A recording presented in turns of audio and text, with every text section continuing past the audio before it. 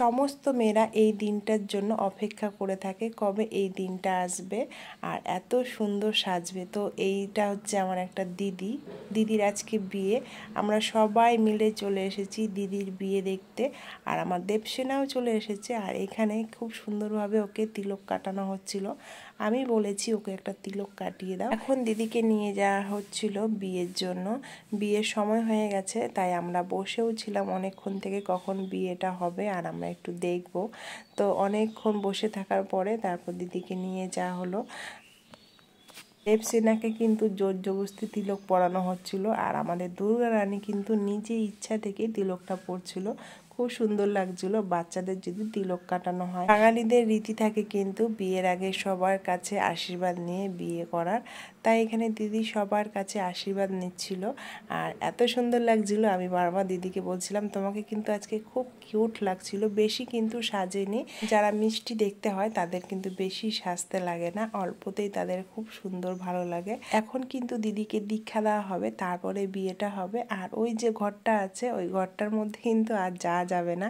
আমি অনেকবার চেষ্টা করেছিলাম যে ভিতরটা দেখার, কিন্তু পর্দা দিয়ে দিয়েছে আর সবাই কিন্তু এক এক করে ঘুরে আসছে। আমার বোনও আবার গেল দেখতে, কিন্তু সবাই বলল এখানে আর থাকা হবে না, তাই সবাই মিলে চলে আসলাম।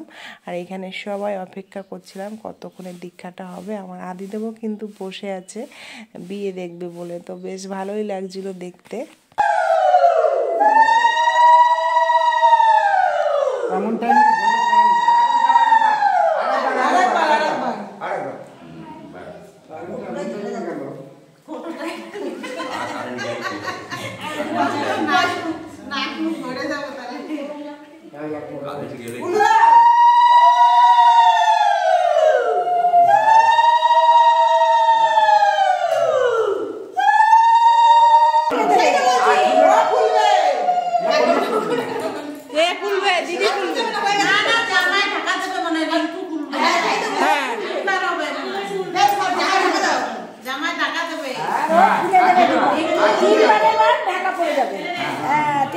ঢেকে দেবে।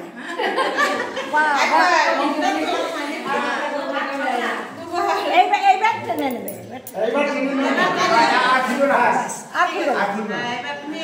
টোকরটাই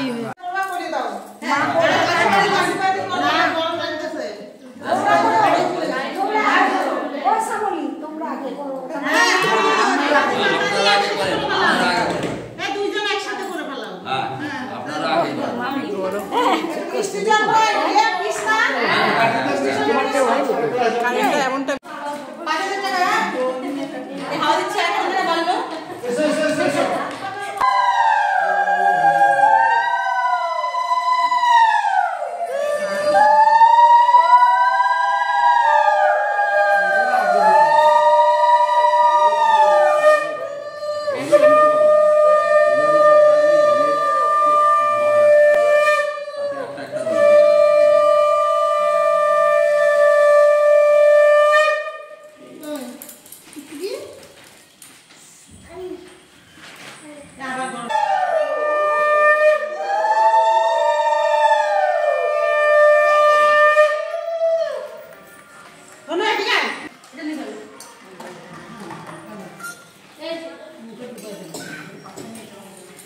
তোমার সূর্য কই?